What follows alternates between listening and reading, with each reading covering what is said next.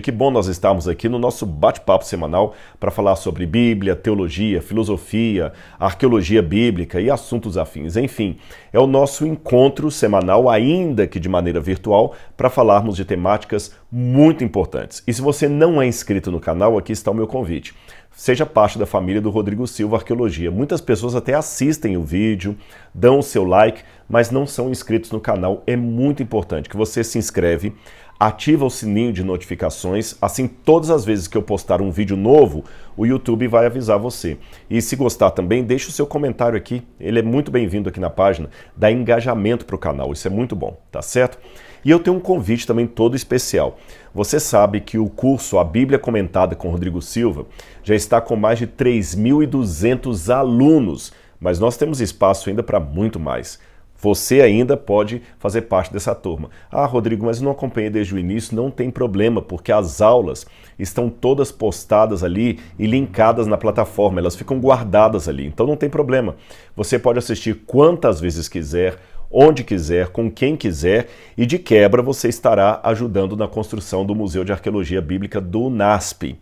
Então tem muitas aulas lá. E lembre-se, para aqueles que fizerem o plano anual, tem alguns bônus. Quem fizer o plano anual vai ter um curso de grego e hebraico, ali que você pode assistir, vai ter um curso de arqueologia, um curso sobre finanças, e aqui tem uma novidade, foi um presente aqui que eu ganhei do Rodrigo Bertotti, da Fabiana Bertotti, também do Befenati, do Felipe Befenati, que nós temos agora, para quem fizer a assinatura anual até o dia 25 de dezembro, você vai ganhar um curso sobre família, como educar filhos, resolver conflitos domésticos, as finanças do lar, e também um segundo curso de brinde sobre finanças, para você saber como é que você pode trabalhar bem o seu dinheiro e tudo mais. E tudo isso é para você fazer parte desse curso aqui que nós temos juntos para falarmos da Palavra de Deus, tá bem? Então você é muito bem-vindo, eu conto com a sua presença, eu conto com o seu carinho. Muito obrigado. Ah, e como é que eu faço para fazer o curso? É simples, eu vou deixar aqui no descritor o link, você clica, aí você vai preencher um cadastro e o pessoal já começa a liberar o curso para você, tá certo? Ah, detalhe, esses bônus que eu falei aí do curso de finanças e sobre a família é apenas para quem fizer a assinatura anual até o dia 25 de dezembro, tá certo? E muito obrigado, porque essa ajuda aí nós estamos permitindo que o ano de 2022 seja de fato o ano da construção do Museu do NASP. E você vai poder conhecer pessoalmente o museu lá em Engenheiro Coelho. Muito bem, meus queridos, hoje eu gostaria de falar com vocês sobre um tema que pipoca muito na internet aí. A Batalha do Armagedon. O que significa a Batalha do Armagedon? Hollywood já lançou muitos filmes aí sobre Armageddon. O Armagedon, às vezes é com um meteoro que bate na Terra provocando tsunami, às vezes é uma catástrofe, um mundo pós-apocalíptico, alguma coisa dessa natureza. Mas enfim, o que é o Armagedon? Muitas pessoas pensam que se trata de uma batalha, de uma guerra física.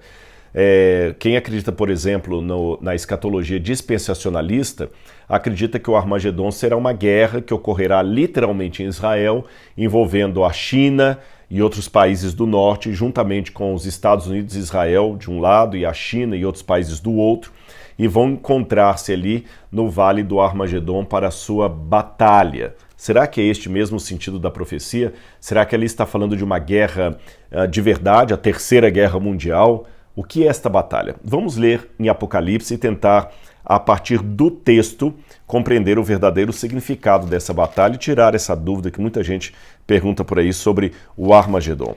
O texto que fala dessa batalha está em Apocalipse, capítulo 16, do versículo 12 até o verso 16. Então, se você estiver com sua Bíblia aí, pode ler comigo junto aqui. Apocalipse 16, versos 12 a 16. É aqui que fala da batalha, que faz parte de uma coletânea de 7 flagelos que são derramados por Deus sobre a terra nos últimos tempos. E o sexto desses 7 flagelos é justamente a Batalha do Armagedon, o anúncio dessa batalha. Depois você vai entender por que eu coloquei essa anotação aqui, o anúncio da batalha. Vamos lá, eu vou ler para você.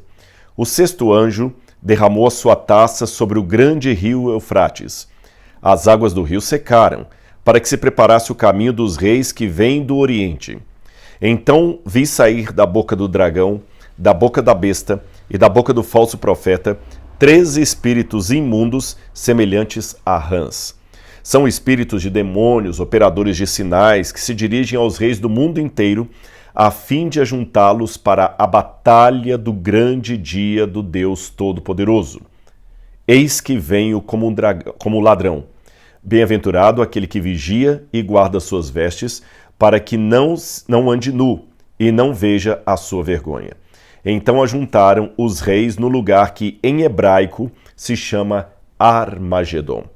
Bom, o primeiro problema ou dificuldade que nós temos aqui é com a própria palavra Armagedon, porque a rigor, Armagedon em hebraico é a junção de duas palavras, Ar, que significa montanha, e Magedon, que significa uma cidade, a cidade de Megido, como a gente fala em português, tá? Magedo ou Megido é a cidade de Megido.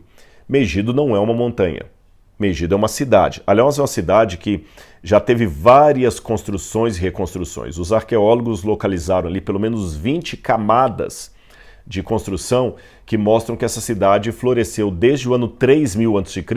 até o ano 300 a.C., quando a cidade realmente caiu em desolação e ninguém mais habitou ali. O que significa essas camadas? É porque eles tinham uma cidade, a cidade foi destruída por ação do tempo, guerra, terremoto, abandono. Então o pessoal que chega depois constrói uma segunda cidade por cima dos escombros daquela. E outra cidade. Isso é formando camadas, como se fosse um bolo de aniversário, daquele que tem várias camadas, várias coberturas, sabe? Um sítio arqueológico, quando você escava, você tem camadas de ocupação de tempos antigos.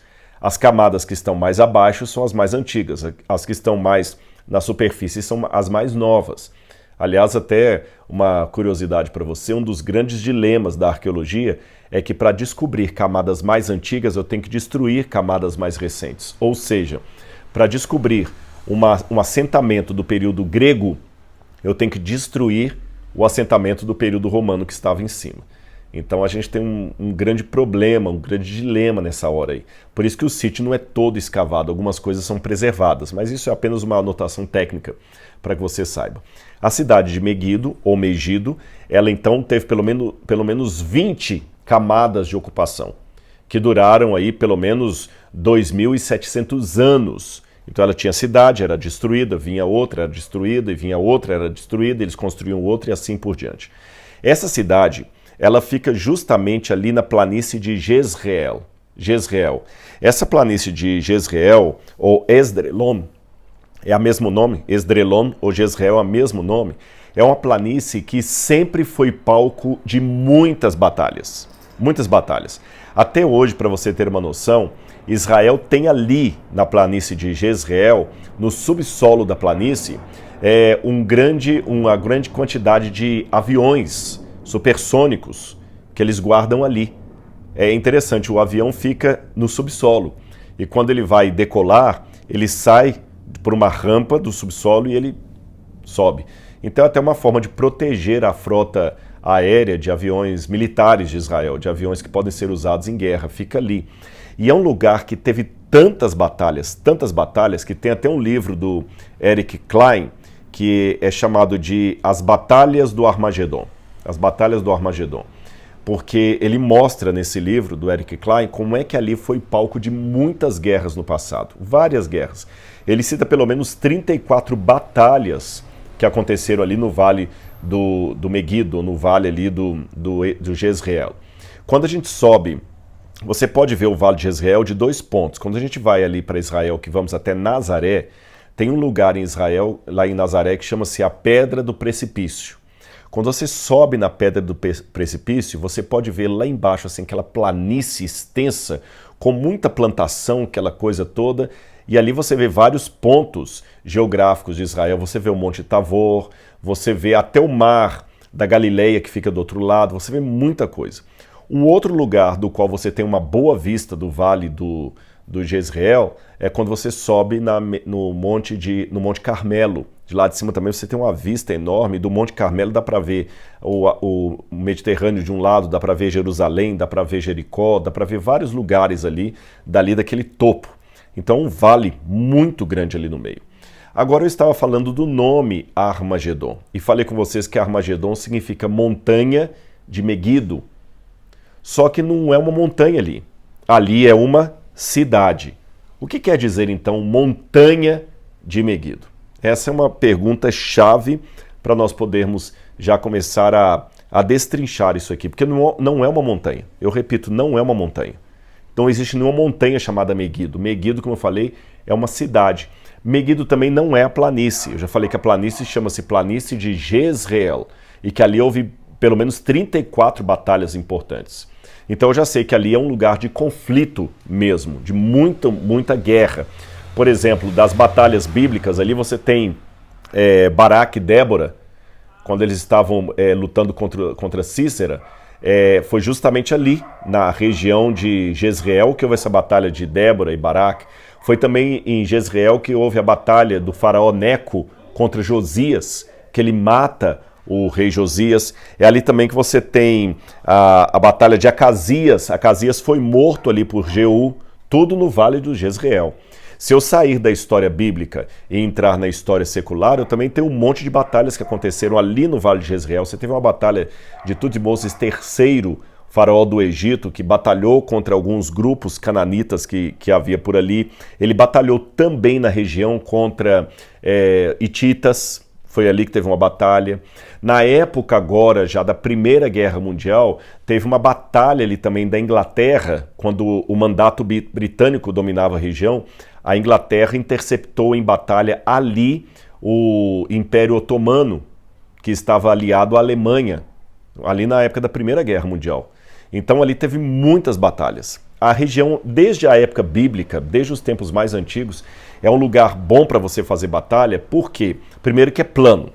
Então qualquer exército consegue enxergar o outro de cara.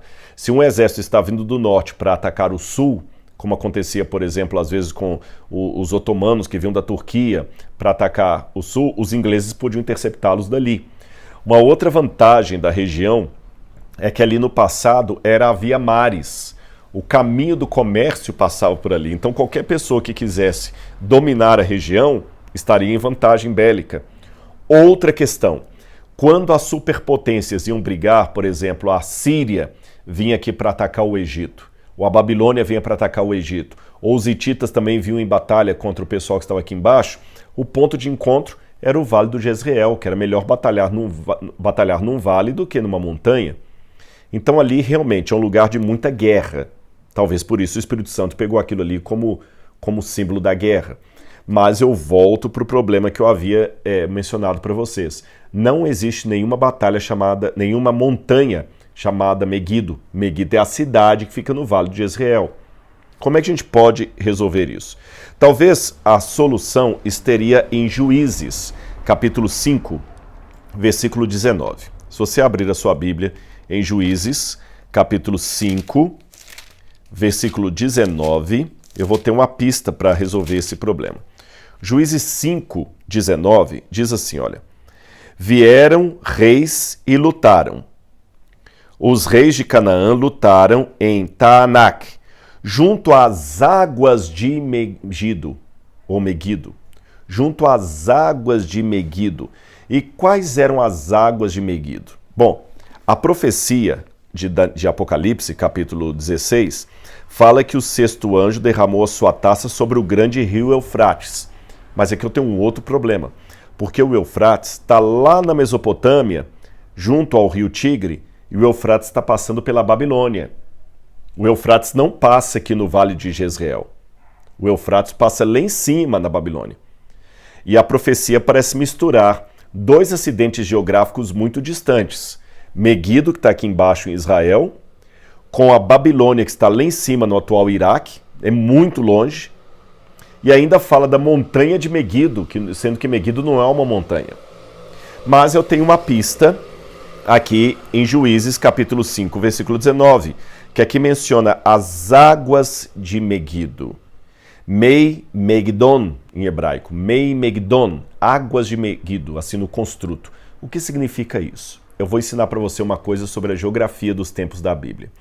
Eles tinham o costume de pegar um acidente geográfico e dar para o acidente geográfico o nome da região ou da cidade mais próxima. Vou dar um exemplo para vocês. Existe um lago no norte de Israel, um lago que na verdade é o lago de Kinneret, ou Genezaré, como alguns falam. O lago de Kinneret, ou Genezaré. Mas como esse lago ficava na região da Galileia, ele também é chamado de Mar da Galileia. Tá certo? A Galileia não é um mar. A Galileia é uma região. Mas como tem um lago muito grande ali, os judeus chamavam aquele lago de Mar da Galileia, sendo que o nome dele seria Mar de Kinneret, que é o lago da harpa, se você quiser traduzir assim. Uma outra forma de chamar o mesmo mar seria Mar de Tiberíades, porque tem uma cidade de Tiberíades ali na região. Veja, Tiberíades não é um mar, nem um lago. Tiberíades é uma cidade. Mas como essa cidade fica perto do mar, ou do lago ali de água doce, eles chamam de Lago ou Mar de Tiberíades. Ficou claro para vocês? Por exemplo, eu estou gravando esse vídeo para vocês da cidade de Belo Horizonte. E aqui você tem a serra do Curral del Rei. Curral del Rei, que fica na cidade de Belo Horizonte. Se eu estivesse falando nos tempos da Bíblia, eu poderia chamar essa serra de Curral del Rei, ou poderia chamar essa serra de Serra de Belo Horizonte. Mesmo que Belo Horizonte não seja uma serra. Belo Horizonte é uma cidade. A gente chamaria de Serra de Belo Horizonte. Ficou claro para vocês? O Corcovado poderia ser chamado de Montanha do Rio de Janeiro, se eu seguisse a forma bíblica de dar nome para o acidente geográfico à cidade ou região que está mais próxima. Sendo assim, as águas de Meguido seriam o rio que passa ali perto da cidade de Meguido. E qual que é o rio que passa ali perto? É o rio Kishon, ou Rishon. Esse rio Kishon é chamado também de Águas de Meguido, porque o rio passa ali perto. Tanto é que no verso 21 de Juízes capítulo 5 diz assim: o ribeiro do Kishon os arrasou. Kishon, o antigo ribeiro. Então o Adi Kishon é o nome de um ribeiro, de um riozinho que fica ali perto de Meguido, e eles acabam dando o nome do rio ao nome da cidade, as Águas de Meguido. Percebeu? Então as águas que estão perto da cidade de Meguido são chamadas de Águas de Meguido. E o que está aqui nesse texto de Juízes, capítulo 5? É justamente o cântico de Débora. Quando Débora, depois da derrota de Cícera, né, ela faz um cântico ao Senhor, louvando ao Senhor, e ela mostra que apesar da ação humana, lembra que Jael vai lá e até mata o Cícera? Apesar da ação humana, por detrás disso está a ação de Deus. Por quê? Se você se lembrar, no capítulo anterior conta que aquele exército inimigo do povo hebreu, os carros dele, porque a Débora os atraiu para um lugar e o carro deles começou a atolar nas águas ali, nas poças de água, e aí o exército começou a atolar os carros de guerra. Então no cântico aparece isso. As águas de Meguido, mas não levaram, eles estiveram junto às águas de Meguido, que era o rio Kishon ali. Ficou claro para você? Então o cântico mostra a ação de Deus em fazer com que o elemento da natureza provoque a derrocada do inimigo. Agora, já que eu aprendi que as águas de Meguido são o rio Kishon, que recebe o nome de águas de Meguido que estão ali perto, então Ar-Magedon deve ser alguma montanha que está ali perto. E qual é a montanha que está perto de Megido? Sabem qual? O Monte Carmelo. A cidade de Megido, ou Meguido, ela fica aos pés do Monte Carmelo. E o que aconteceu no alto do Monte Carmelo? Você se lembra? Ali aconteceu a batalha de Elias contra os profetas de Baal. A batalha de Elias contra os profetas de Baal. Uma batalha espiritual. E isso faz todo sentido no Apocalipse, porque o Apocalipse é curioso. Eu vou falar uma coisa para vocês que eu até mencionei num vídeo passado, mas eu vou repetir porque eu acho que é importante essa anotação. Você sabia que, curiosamente falando, o Apocalipse é o livro que mais faz alusões ao Antigo Testamento? De todos os livros do Novo Testamento, o que mais faz alusão ao Antigo Testamento é o Apocalipse. Mais do que as cartas de Paulo, mais do que os evangelhos, mais do que qualquer livro do Novo Testamento, é o Apocalipse que mais faz referências ao Antigo. Contudo, não há no Apocalipse nenhuma citação direta ao Antigo Testamento. Nenhuma. Nos Evangelhos você encontra, por exemplo, o Evangelho de Mateus, quando vai citar o Antigo Testamento, ele cita claramente aqui, por exemplo, Mateus capítulo 2, versículo 5, eles responderam em Belém da Judéia, porque assim está escrito por meio do profeta. Abre aspas. E você, Belém, terra de Judá, de modo nenhum é menor entre as principais de Israel, porque de ti sairá o guia que haverá de pacentar o meu povo de Israel. Isso aqui ele está citando Miqueias. Então ele fala o que está escrito por intermédio do profeta.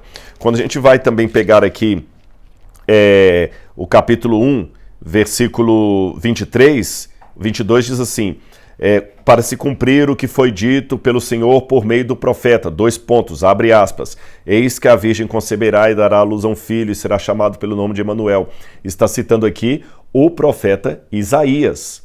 Quando Jesus duela com o diabo no deserto da tentação, tanto Jesus como o próprio diabo citam textualmente o Antigo Testamento. Ou seja, citações diretas. Quem trabalha aí para escrever TCC, dissertação de mestrado ou tese de doutorado, ou o contrário, né? Como em inglês eles falam dissertação para doutorado e a tese para mestrado. No Brasil é o contrário. Quando você está escrevendo um trabalho acadêmico, um artigo indexado, uma dissertação, uma tese, um TCC, você pode fazer uma citação direta ou indireta. Citação diretas são como essas que eu dei aqui. É como eu cito diretamente como está no livro. É como se eu citasse lá, por exemplo, como disse Nietzsche, abro aspas, Deus morreu, fecho aspas, notinha de rodapé, coloco lá a fonte, ou então ponho autor, data, citação direta. Ou eu posso fazer uma citação indireta. Eu posso dizer assim, por exemplo, Dostoiévski trabalhou muito bem o conceito de que se Deus não existe, tudo é permitido. Eu fiz uma citação indireta de Dostoiévski. Eu disse o que ele falou, mas não reproduzi exatamente as palavras dele. Esta é uma citação indireta. Pois bem, o Apocalipse só tem citações indiretas do Antigo Testamento. Não há no Apocalipse nenhuma citação direta, como eu mostrei aqui nos Evangelhos. Então esse que é o paradoxo do Apocalipse. É o livro que mais faz alusões ao Antigo Testamento, mas você não encontra nele nenhuma citação direta. A segunda característica muito curiosa do Apocalipse é que ele mescla de propósito na profecia duas mensagens de profetas diferentes, tá certo? Ele cita um profeta aqui e outro aqui. Várias vezes nós vimos isso, por exemplo, em Apocalipse capítulo 11, quando ele vai falar das duas testemunhas vestidas de pano de saco, ele mistura Moisés com Elias. Ele diz aqui, Apocalipse 11, versículo 6. Ele diz aqui, elas têm autoridade para fechar o céu, para que não chova durante os dias em que profetizarem. É Elias, não citado diretamente, mas indiretamente. Tem autoridade também sobre as águas, para transformá-las em sangue. Aqui já está citando o livro de Êxodo. Percebeu? Citou aqui o livro de Reis e citou o livro de Êxodo. E misturou numa coisa só. Ele pegou a ação de dois profetas, Moisés, fazendo as águas virarem sangue, e Elias fazendo com que não chovesse em Israel, e juntou numa só cena aqui do Apocalipse. A mesma coisa acontece aqui no Armagedon. Ele mistura a cena do Monte Carmelo com a cena da Babilônia, com a queda da Babilônia. Isso aqui já vai começando a me ajudar a entender o que significa a Batalha do Armagedon. É uma batalha espiritual. Outra coisa que me chama a atenção, porque eu não acredito que aqui é uma batalha física de qualquer país do mundo vindo batalhar contra Israel, é que a rigor, por isso que no início do vídeo eu falei, olha, preste atenção nesse detalhe aqui que eu estou colocando e você vai entender depois por quê. Aqui não descreve batalha nenhuma. Aqui só anuncia. Eu vou ler de novo para você. Apocalipse capítulo 12 diz assim, o sexto anjo derramou sua taça sobre o grande rio Eufrates, as águas do rio secaram para que se preparasse o caminho dos reis que vêm do Oriente, preparasse o caminho. Então vi sair da boca do dragão, da besta e do falso profeta, 3 espíritos imundos, semelhantes a rãs. São espíritos de demônios, operadores de sinais, que se dirigem aos reis do mundo inteiro, a fim de ajuntá-los para a batalha do grande dia do Deus Todo-Poderoso. A fim de ajuntá-los para a batalha. Não falou da batalha. Percebeu isso? Muita gente pensa que o Armagedon é uma batalha física, mas não há batalha nenhuma descrita aqui. Sabe qual é a batalha? Veja bem, o Armagedon, na verdade, é apenas ajuntar os reis para a grande batalha. Não é a batalha em si. Então, quando a gente fala a batalha do Armagedon, isso está um tanto errado. Porque o Armagedon é o ajuntamento para a batalha. E se ajuntaram no lugar que em hebraico se chama Armagedon. Então eles se ajuntaram no lugar que se chama Armagedon. Mas não há nenhuma descrição de batalha aqui. A batalha mesmo só vai ocorrer no capítulo 19, versículo 11. Aqui que é a descrição da batalha. E como é que essa batalha é descrita? Não é nenhum país do mundo guerreando contra outro país. Olha aqui, olha. Capítulo 19, verso 11. Vi o céu aberto e eis um cavalo branco. O seu cavaleiro se chama Fiel e Verdadeiro e julga e combate com justiça. Os seus olhos são como chamas de fogo, a sua cabeça muitos diademas. Tem um nome escrito que ninguém conhece a não ser ele mesmo. Está vestido com um manto encharcado em sangue. E o seu nome é o Verbo de Deus. Os exércitos do céu seguiam, montados em cavalos brancos, vestidos de linho finíssimo, e ouro e branco e puro. Da sua boca sai uma espada afiada para com ela ferir as nações. Ele mesmo as regerá com cetro de ferro. E ele mesmo é o que pisa o vinho do furor da ira do Deus Todo-Poderoso. No seu manto e na sua coxa está escrito um nome, Rei dos Reis, Senhor dos Senhores. Então vi um anjo posto em pé no sol, o que gritou com grande voz, dizendo a todas as aves que voam pelo meio do céu: venham, reúnam para a grande ceia de Deus, para comer carne de reis, de comandantes, de poderosos, carnes de cavalos e seus cavaleiros, carne de todos, quer livres, quer escravos, tanto pequenos quanto grandes. Então vi a besta e os reis da terra com o seu exército reunidos para fazer guerra contra aquele que está montado no cavalo e seu exército. Mas a besta foi presa, e com ela foi preso o falso profeta, com os sinais que diante da besta fez, e seduziu aqueles que receberam a marca da besta. Aqui que tem a batalha. Então a dita batalha do Armagedon, na verdade, é a preparação para a batalha final, não de um país contra o outro, mas de Deus contra o diabo e os seus aliados. Esse é o sentido. Quer ver uma coisa? Por que o Apocalipse toma como imagem a Babilônia? Eu explico para você. Porque se você perguntar a qualquer judeu hoje qual que é a página mais terrível da história de Israel, ele falará que será o Holocausto nazista da Segunda Guerra Mundial. Mas se você fizesse a mesma pergunta antes da Segunda Guerra Mundial, todos os judeus responderiam: a página mais triste da nossa história, mais triste do que a Inquisição Espanhola, mais triste do que o Egito, foi a Babilônia quando arrasou o templo. A Babilônia era um inimigo tão terrível do povo de Israel que ela se tornou símbolo de tudo o que era diabólico, mal, cruel, inimigo do Deus verdadeiro, da verdade e da justiça. Por isso que a descrição disso aqui é a mesma descrição da queda de Babilônia. Heródoto fala que quando Ciro veio para destruir a Babilônia, eles desviaram o curso do rio Eufrates e entraram nas águas do rio que estavam baixas. Então é como se o rio Eufrates tivesse secado para preparar o caminho dos reis que vêm do Oriente. E aqueles reis que vinham do Oriente para destruir a Babilônia eram justamente aqueles que Deus queria usar como salvadores do povo. Tanto é que em Isaías capítulo 44, quando vai falar dessa libertação, Isaías 44, versículo 27, olha o que Deus falou sobre a Babilônia. Engraçado, antes mesmo de Ciro nascer, Deus já havia dado a profecia através de Isaías.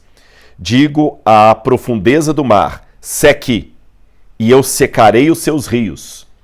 Eu digo a respeito de Ciro, ele é o meu pastor e cumprirá tudo o que me agrada. Digo também de Jerusalém, será edificada, e do templo seus alicerces serão lançados. Assim diz o Senhor ao seu ungido, a Ciro, a quem tomo pela mão direita para submeter as nações diante dele. Então, quando Ciro e Dario, os reis que vêm do Oriente, atacam a Babilônia, baixando as águas do rio, secando o rio Eufrates, digamos assim, como descreveu Heródoto, essa queda de Babilônia é tomada na profecia de Isaías e também na do Apocalipse para simbolizar a vinda de Cristo do Oriente. E por que do Oriente? Eu explico a vocês a razão. É que na Bíblia sempre o Oriente é símbolo da salvação, da ação de Deus. Por exemplo, Deus plantou o Jardim do Éden na banda do Oriente. O anjo com o selo de Deus na profecia de Ezequiel, ele vem do lado do nascente do sol, ou seja, do Oriente. O anjo que tem o selo de Deus em Apocalipse capítulo 7, ele também surge do lado do nascente do sol, do Oriente. A volta de Jesus é descrita como um relâmpago que sai de onde? Do Oriente e se mostra até no Ocidente. Então, na Bíblia, sempre o Oriente é o símbolo da salvação. A porta da salvação de Jerusalém, que em Ezequiel 44, 1 e 2, Deus profetiza que ficaria fechada a porta do Messias, é a porta que dá para o lado do Oriente da cidade. Então, o Oriente é o lugar da salvação, é de onde vem o Messias. Então, os reis que vêm do Oriente significa justamente Jesus e o seu exército, que à semelhança de Ciro e Dario foram enviados por Deus para derrotar a Babilônia, Jesus vem para colocar fim à Babilônia. Só que a Babilônia mística, essa confusão generalizada que haverá nos últimos tempos sob o comando do anticristo, ela tem uma tríplice aliança, que é o dragão, a besta e o falso profeta. É a primeira vez que a palavra falso profeta aparece aqui no Apocalipse. O falso profeta certamente é a segunda besta do Apocalipse que faz a imagem da primeira. No Apocalipse 13 nós temos duas bestas, uma do mar e outra da terra. Aqui eu tenho um falso profeta, que é a besta do mar, e a besta. E também você tem o próprio dragão. Aí quando você vai lá na destruição que Cristo opera no capítulo 19, você vê que a besta foi presa e com ela o falso profeta. E o dragão, ele foi acorrentado durante 1000 anos pelo poder de Deus. Então o Armagedon, em outras palavras, é a batalha espiritual de Deus para libertar o seu povo. E essa batalha será uma batalha semelhante à que Elias teve no alto do Carmelo com os profetas de Baal. O Apocalipse faz uma alusão tanto à destruição da Babilônia quanto à derrocada dos falsos profetas de Baal e Áxera em cima ali do Monte Carmelo. Aliás, é interessante que a mulher que levava todo Israel a se apostatar e adorar Baal e Áxera era justamente Jezabel, aquela mulher corrompida. E o que eu tenho aqui em Apocalipse capítulo 17, logo depois que fala do Armagedon? O julgamento da prostituta, da adúltera que está montada na besta escarlata, que era nada mais nada menos que o mesmo símbolo da antiga deusa Áxera, que foi combatida pelo poder de Deus através do profeta Elias no Antigo Testamento. Portanto, meus queridos, a partir disso eu entendo que o Armagedon, na verdade, é a batalha final, a preparação, para ser mais preciso, para a batalha final do bem contra o mal. Na verdade, o bem já está batalhando contra o mal numa guerra sem tréguas, sem pausas. E aqui vem meu alerta final. O bem e o mal estão em constante luta. O grande conflito está acontecendo ao nosso redor. A luz contra as trevas, Deus contra Satanás. E sabe o que é mais importante? Os dois lados querem você. O bem e o mal estão brigando e os dois lados querem você. De que lado você estará? Eu prefiro o lado de Deus, porque é o lado da vitória certeira. O mal pode até aparentar ter um triunfo sobre o bem. Por exemplo, o mal aparentemente triunfou quando matou o Filho de Deus na cruz do Calvário. Mas foi um triunfo, entre aspas, e imaginário, porque na manhã do terceiro dia, ele ressuscitou em glória e majestade. O mal aparentemente terá um triunfo quando ele reúne todos os reis da terra ali para a batalha. Mas Cristo destruirá o anticristo com o sopro da sua vinda. Como disse o apóstolo Paulo, então será revelado o iníquo, ao qual o Senhor Jesus destruirá pelo esplendor da sua glória e pelo sopro da sua boca. Ou seja, só faz isso e o mal se desfaz. Então, meu apelo, fique do lado de Deus.